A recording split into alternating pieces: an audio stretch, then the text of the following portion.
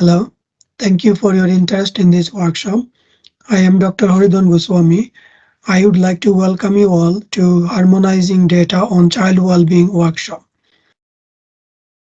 Before starting the workshop, I would like to introduce you with my two colleagues, Dr. Insa Bechert and Dr. Scott Milligan, who will join me to deliver this session.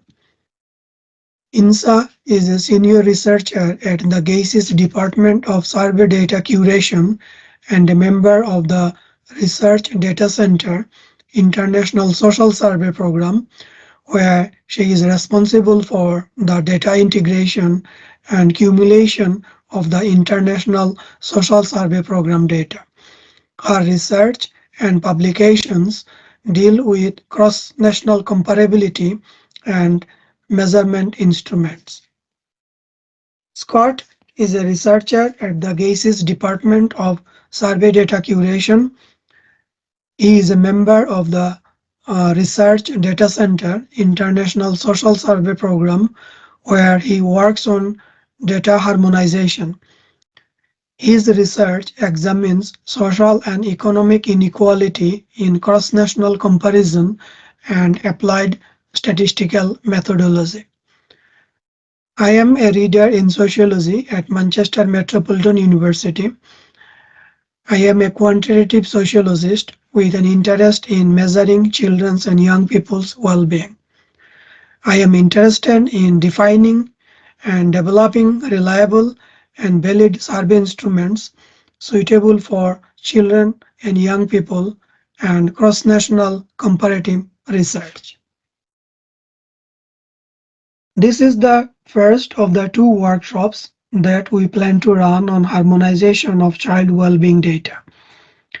The first workshop will focus on the theoretical and conceptual understanding of data harmonization and introduce to you a database and harmonization toolbox. The second workshop will focus on how to conduct harmonization using the methods described in the harmonization toolbox. For smooth delivery, we have divided our workshop into three parts. In the first part, I will briefly talk about research and policy context of running this workshop. I will then describe the conceptual and measurement debates linked to child well-being research. In the second part, my colleague Insa will talk about harmonization strategies. And in the final part of this workshop, my colleague Scott will introduce child well-being database and harmonization toolbox. The overall aim of this workshop is to give a demonstration on harmonization in the context of child well-being research. The specific objectives are as follows. Introduce the concept of child well-being, highlighting the debates around its definition and measurement. Discuss the importance of harmonization in the context of child well-being research and policy. Introduce the concept of harmonization, including its types. Discuss harmonization strategies and their applicability. Present a comprehensive child well-being research database, and launch a harmonization toolbox developed in this research project to help researchers interested in cross-national comparative and longitudinal research. Now, I'd like to explain the wider context of this workshop. We are running this workshop as part of the European research project called Cohort Community Research and Development Infrastructure Network for Access Throughout Europe. This workshop is a deliverable of the work package 4 called Harmonization in that project.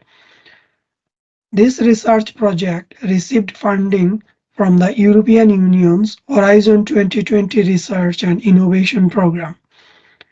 It brings together 22 partners from 14 countries who will initiate the community of researchers and organizations that will drive forward the coordinated development of comparative birth cohort panel survey research in Europe. You can get further information about this research project by visiting its website shown in this slide. Now, I will explain briefly the concept of harmonization. Harmonization broadly refers to procedures used to achieve or improve the comparability of survey measures collected across multiple comparative cross-national or longitudinal surveys. Researchers suggest that harmonization can be applied during any part of the survey life cycle, including study design, choice of indicators, question wording, translation, adaptation, questionnaire design, sampling, data collection, data coding, data editing, or documentation.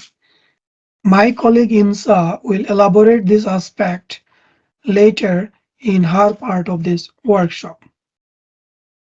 To understand the importance of harmonization in child well-being research context, we need to know the policy context of research on children's well-being.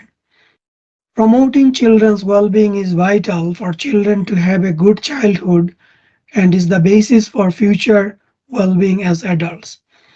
The aspiration to secure the well-being of children is explicit in the grand challenges such as the United Nations Sustainable Development Goals.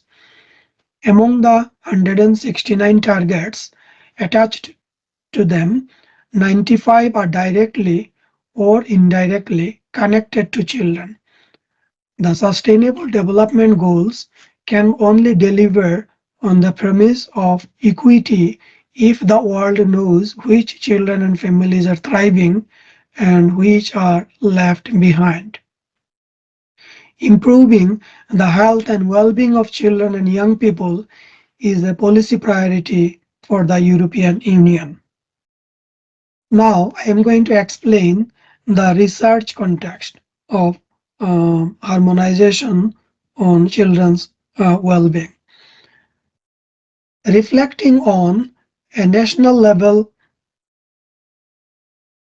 reflecting a drive on the national level to develop policies for children focusing on their well-being, there has been an increasing number of child well-being surveys at national and cross-European levels. From a research point of view, the value of such data increases dramatically if the data originally collected for national research becomes available for truly comparative analysis. In the past 40 years, data harmonization has a wide set of procedures that aim to achieve or at least improve the comparability of surveys over time and over country borders has become an integral part of producing data that can ascertain whether a certain trend or behavior is specific to culture, cohort, period, or even study program.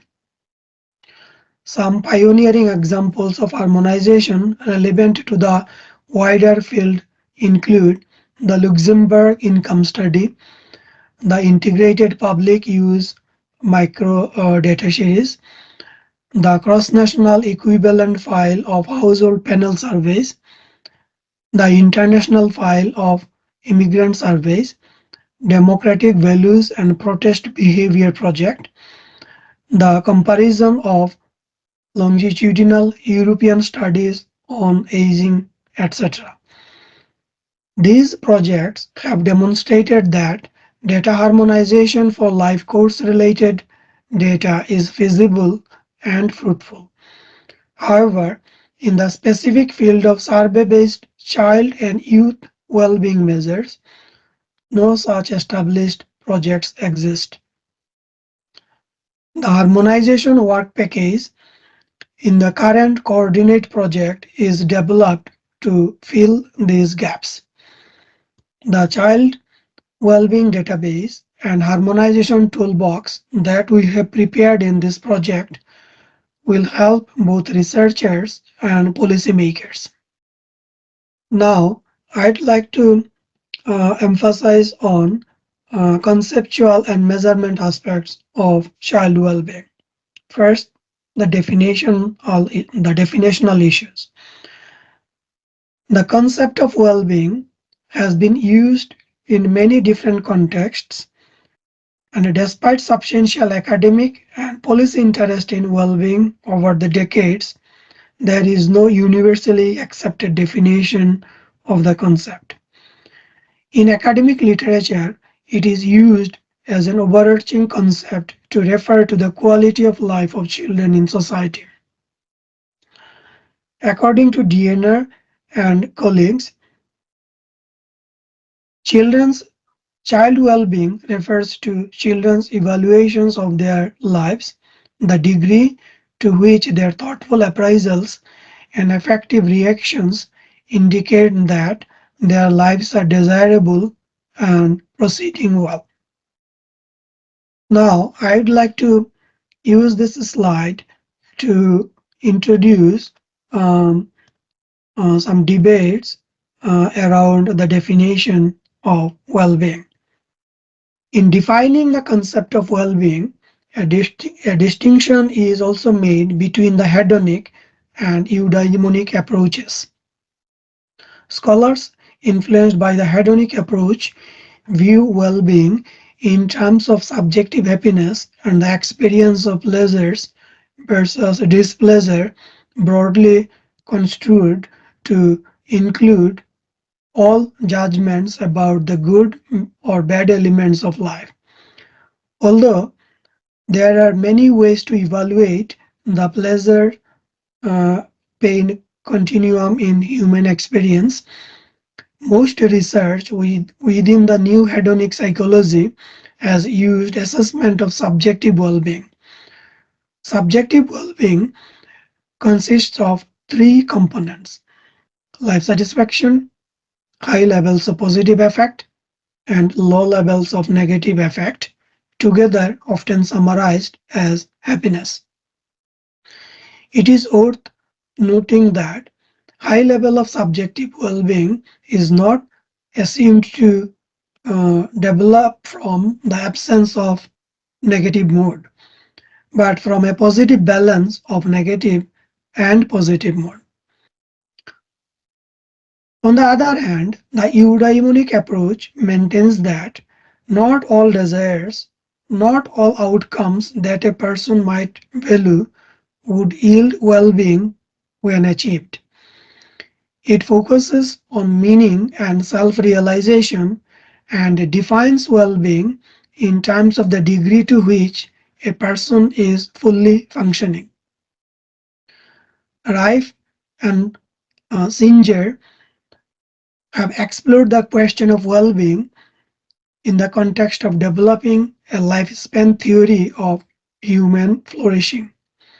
Rife and Case spoke of psychological well-being as distinct from subjective well-being and presented a multidimensional approach to the measurement of psychological well-being that taps six distinct aspects of human actualization.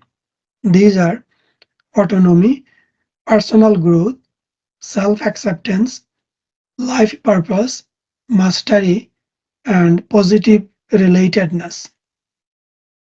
Although there is much debate among the followers of these two approaches, evidence from several investigators such as Biswas Diener, Proctor, has indicated that well-being is probably best conceived as a multidimensional phenomenon that includes both hedonic and eudaimonic elements. Now, I'm going to talk about the measurement-related debates. In the literature, well-being is measured using both objective and subjective measures. Objective measures of social reality are those which are not filtered by perceptions and are independent of personal evaluations.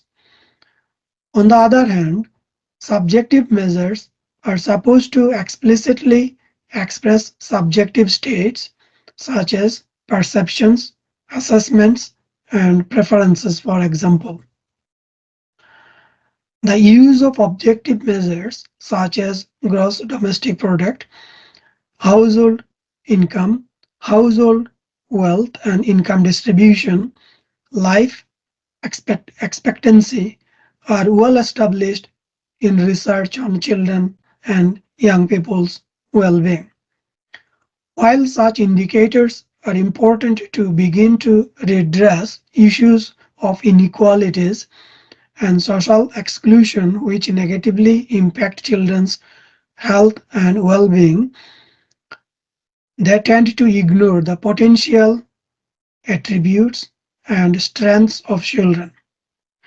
There is a growing consensus in support of considering subjective well-being as necessary complement to objective indicators, and they together can create a rounded picture of the condition of the well-being. In this slide, the debates of objective and subjective measures of well-being are explained by using the educational domain of well-being as an example. If objective measurement is used in examining educational well-being of children, then some key indicators could be school participation measured by enrollment, literacy level measured by reading skills. On the contrary, if subjective measurement is used for examining the same educational well-being domain, researchers would be interested in developing a single item rating scale asking children how well they feel they are doing at school at the moment. The answer could be uh, uh, uh, could range from very well to not well at all. In this regard, a multiple item scale measuring children's satisfaction at school could also be another option. You will see that this kind of subjective measures of well-being are commonly used in larger scale surveys among children and young people. And later in the workshop, we will introduce some of those measures. In this slide, you see a list of selected literature on child well-being. You can have a look at some of those literature to develop further understanding around the definition and measurement of child well-being. So this is the end of the first component of workshop 1. To sum up, this component discusses the importance of harmonization in the context of child well-being research and policy. It also introduces the concept of child well-being by highlighting the debates around the definition and measurement of well-being. I will now hand over the session to my colleague Insa, who will deliver component 2 of this workshop, in which she will talk about harmonization strategies. Thank you. Hello, everyone. My name is Insa, and in this part of the workshop, I'd like to introduce you to the basic ideas, challenges, strategies, and consequences of survey data harmonization. As Haridhan has already explained, harmonization in international social research is an approach to increase comparability. It takes place at different time points. Harmonization efforts prior to data collection are called ex-ante harmonization. In the case of international survey, that means making sure that respondents in different countries are asked the very same things in the very same way. If data has already been collected and the outcome needs to be made comparable, we speak of ex-post harmonization. But harmonization also takes place on different levels. In some cases, it might be necessary to harmonize on the concept level. And that is the case if we have different surveys that ask different questions to measure the same concept. On the variable level, you have similar single questions that need to be harmonized. And what we are dealing with in the Coordinate project and in these workshops is ex post harmonization on the variable level. That means we are taking data from different questions on child well-being, from different surveys, and make them comparable. But the first step in this process always needs to be the evaluation of similarity. And 3 dimensions must be evaluated here. And the first is the cultural context. So does the very same question measure the very same concept in different cultural contexts? The second is the wording of questions and response options. Is the wording similar enough? And in case of international comparative studies, there must also be the question, has it been translated or not? And here it might be necessary to check the original questions and, in case of doubt, maybe even with the help of a language expert. The third are the scales, when the question wording is similar, but the response scales differ. Now, for each of the dimensions, I prepared an example for you. What could be the situation when data cannot be harmonized because of the cultural context? These are response categories on a classical background variable in demography and Western surveys asking for cohabitation. So, but what if the concept of a cohabitation, that means living together without legal marriage officially, no, stress that, officially, does not exist in a country? What kind of responses do you get in this case? Even if people had a partner without being married, they might not feel comfortable saying so in front of an interviewer. And what kind of conclusions are researchers supposed to draw from this data? So I would say such data would not be harmonizable. The example of wording, here are 3 questions on well-being. And as you can see, the wording differs. The first question asks, if you were to consider your life in general these days, how happy or unhappy would you say you are? Second question asks for a concrete time period. Think about the last 2 weeks.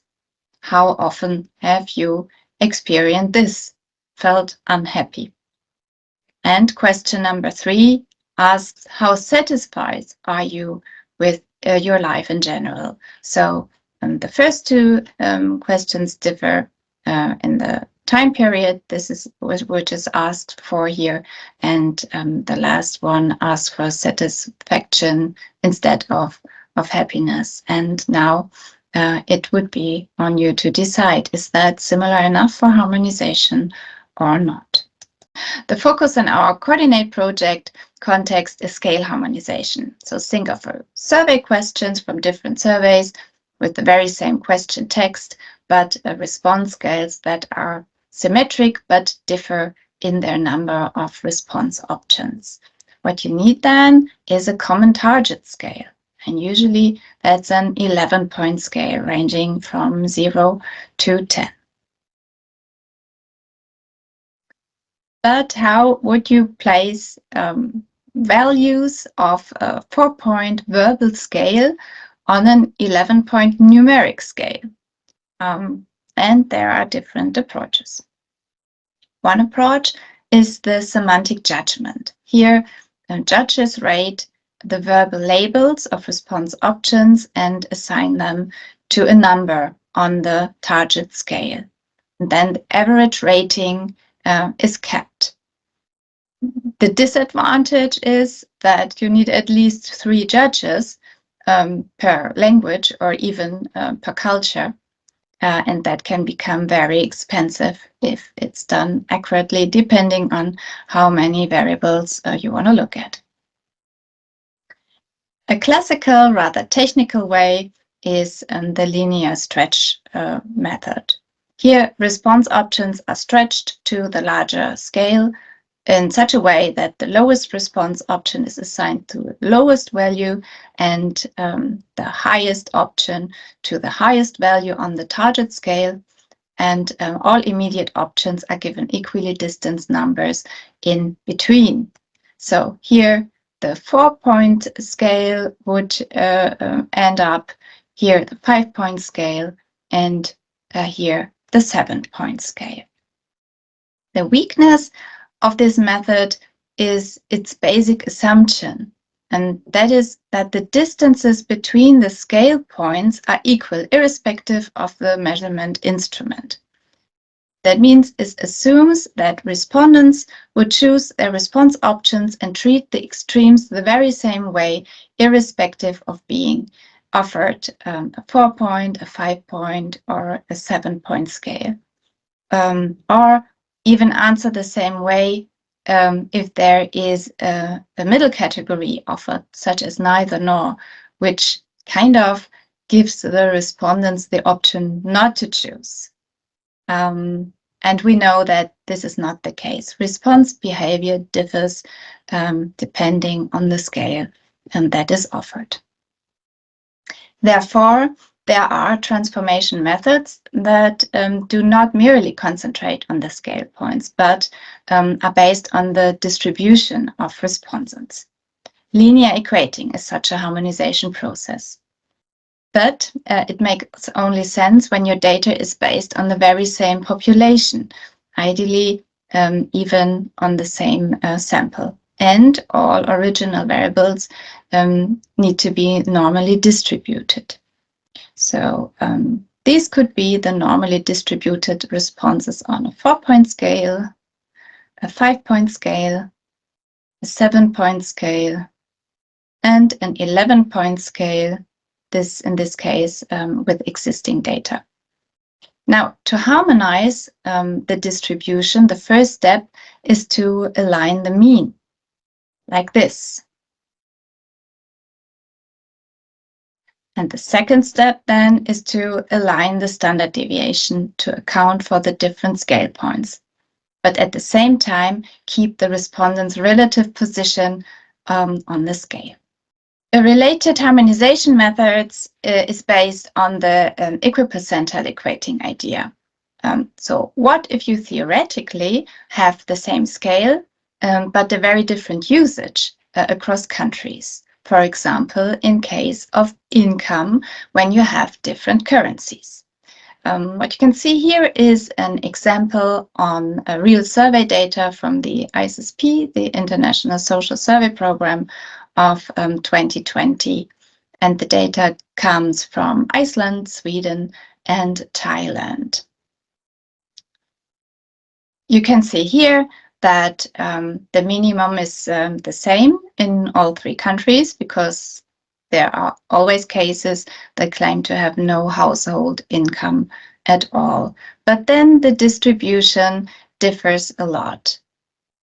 In Iceland, the household income ranges between 50,000 to 16 million Icelandic krona, while in Sweden, the range starts much lower at 1,400 Swedish krona, and then only up to 900,000 Swedish krona.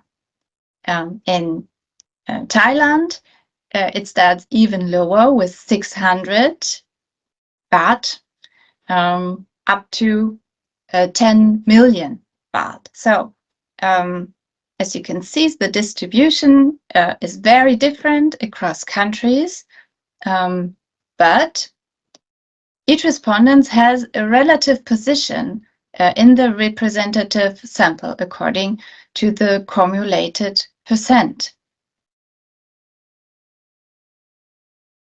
And these positions then can be compared either by reporting the percentiles themselves or by creating cumulated categories such as deciles. Okay, So what I have introduced here very shortly are some general methods of harmonization. All of them have close relatives that have further developed the measures, maybe for certain specific types of data, but they are all based on the same core ideas. Now, which one is the right strategy to choose? First of all, one that's possible with the data you want to work with. If you harmonize data from different populations that were collected with different scales with the linear stretch method, you might introduce a bias that you then cannot distinguish from real differences in populations. But if the data comes from different populations, you cannot apply an equating procedure. Another relevant consideration is which purpose is the variable supposed to serve. You might want to create a rough control variable or a very detailed substantial variable. And depending on this, you might want to go for harmonizing more data with a rougher approach or concentrating on less data using a more precise approach. So what applies to every approach in science is be mindful of each approach's limitations before you apply it and draw conclusions from the data. And also check analysis results with the data before and after harmonization. But this is something we are going to tell you more about in the second workshop. If you are interested in further or more advanced harmonization methods, you might want to check out this literature. And having said that, I'm passing over to Scott. Thank you, Insa. We have developed two tools to give researchers and other interested parties the ability to find and harmonize child well-being data. We believe that through effective data usage and harmonization, we can unlock invaluable insights and lead to increased well-being for children. So today I'll be presenting these two tools, the Database of Child Well-being Indicators and the Harmonization Toolbox. So our aim in producing these two resources was to develop a central database of child and youth well-being measures. We wanted to identify and help ease access to key longitudinal and cross-sectional primarily European comparative surveys. And we organized the data into literature-based core concepts, which I'll explain momentarily. These were developed by the OECD, but adapted to fit our project's aims. And we took a holistic approach that we wanted to, or that we intended to aid evidence-based policy development. We followed this strategy here in developing the database. We first looked at and identified the existing data sources and stakeholders that are collecting children's well-being data. We analyzed the data collection methods that were stated in the documentation from the data providers, the measurement tools that were used, and the storage formats that were used. We considered the standardization of each of the data sources, as well as the variables by examining common definitions for different concepts, the metrics that were specifically used, and the data formats across the different sources. And we had a continual process of evaluation and monitoring of the harmonization process so that it can be improved as it was ongoing and hopefully into the future as well. So in order to identify the central child well-being database variables, we looked at several aspects of children's well-being. We placed the well-being indicators into outcomes. So these are things like material outcomes, the physical health, the social, emotional, and cultural outcomes, as well as cognitive and educational outcomes of children and youth. What activities children are doing in their day-to-day lives, what relationships and behaviors are important to them, from the family to health, social, leisure, civil, and also in the digital and online world. What settings all of these things take place in, so the family, the home, the school, and the community, as well as the public policy conditions that exist in different contexts, such as family policies, housing, health, educational, environmental policies. So based on that variable identification, we took the variables that we identified and placed them into the following categories. So material well-being, education, health and safety, family and environment, risk, behavior and lifestyle, and finally, subjective well-being measures. The database itself contains metadata for several variables in each category. And we include, so the metadata that we include are the question text for each variable, the measurement level of each variable, the perspective that is taken, so whether it's from the child or the parent or both, the age range of the children who are being asked about or directly asked and surveyed, the geographical coverage of the data set, whether it's which country it is or which countries it is drawn from, the survey design, the times, and finally the time span in the case of longitudinal data sources. And then there is further technical information that's found in a separate spreadsheet that is referenced on the website, which we'll talk about in a moment. The database also describes how users can obtain each data set. So I'd like to show an example of what the database looks like and how we can potentially use it. So we will look at an extended example both today and for the following workshop, focusing on the effect of bullying on happiness. So let's say, or let's imagine, a researcher is interested in the effects of bullying on childhood happiness, but is unsure about which data are available and where to find them.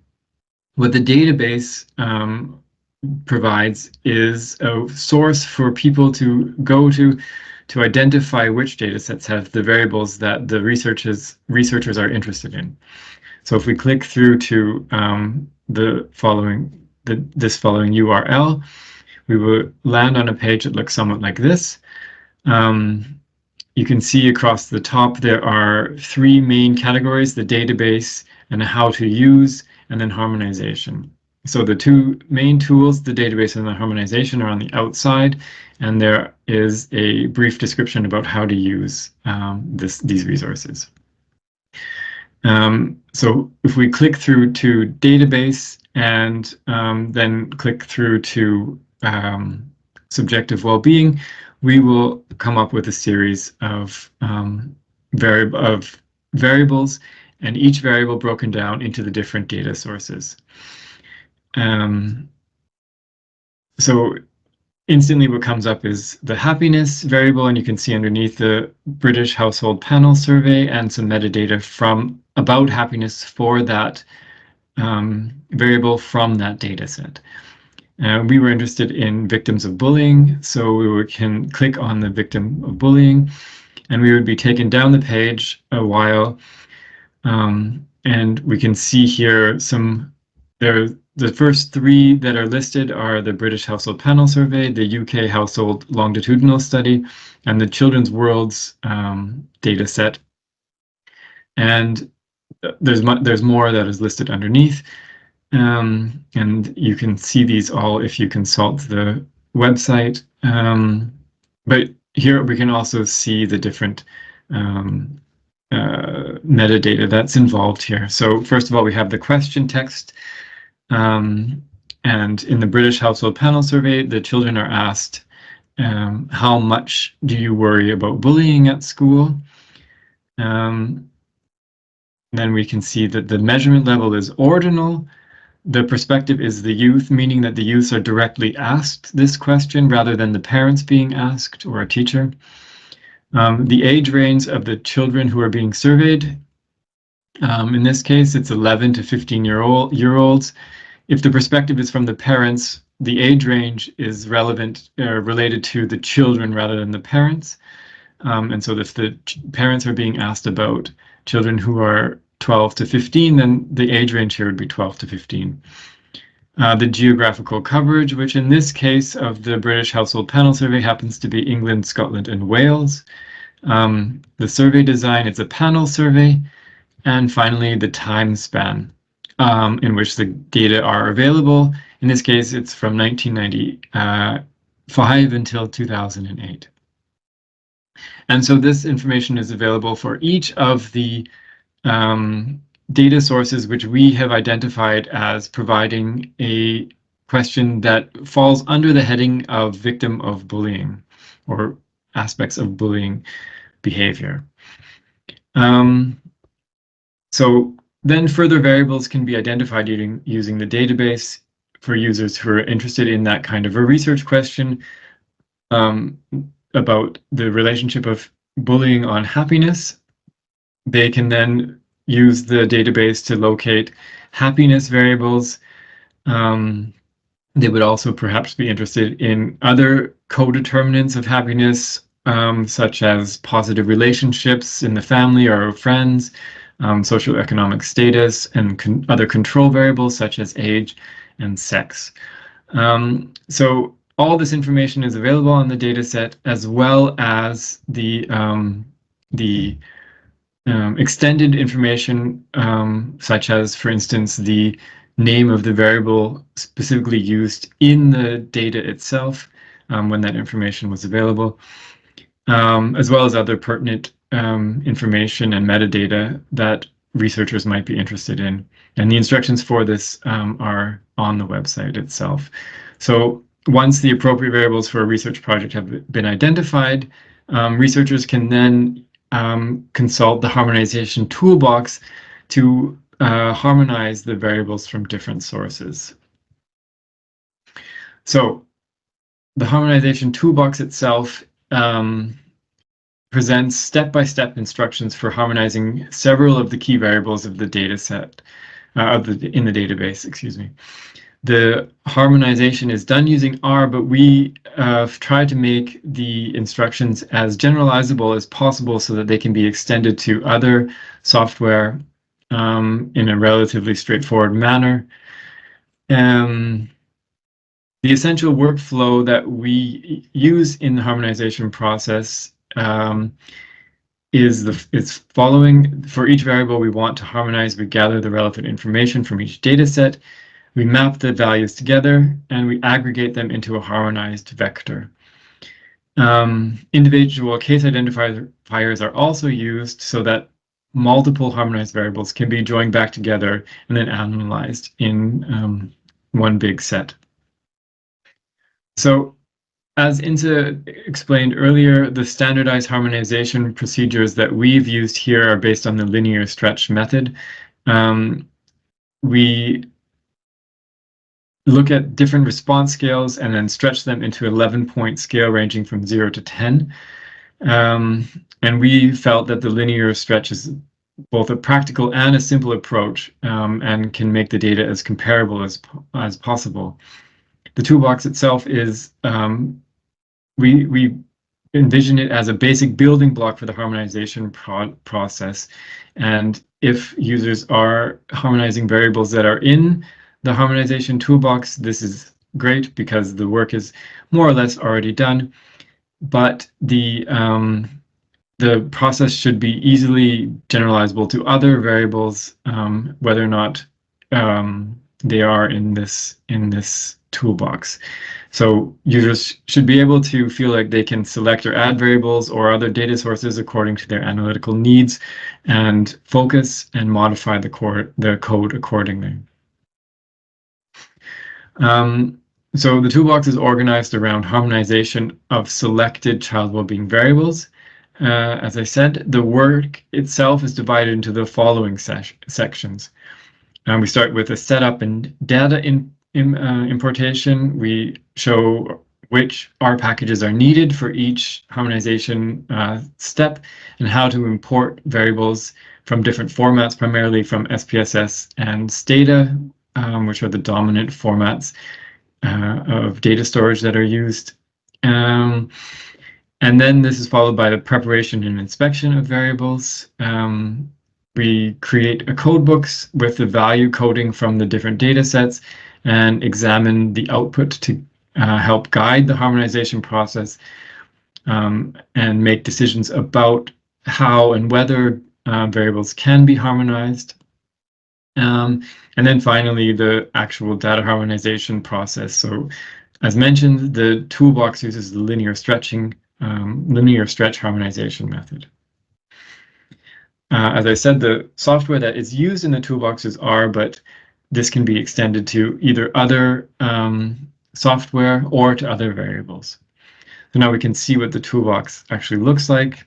So the landing page includes a brief description of harmonization as we understand it, and then if you click or hover over the harmonization menu, you can see the different variables that we here have included as harmonized, and obviously we might select the bullying variable to see how the bullying variable was or is or should be harmonized.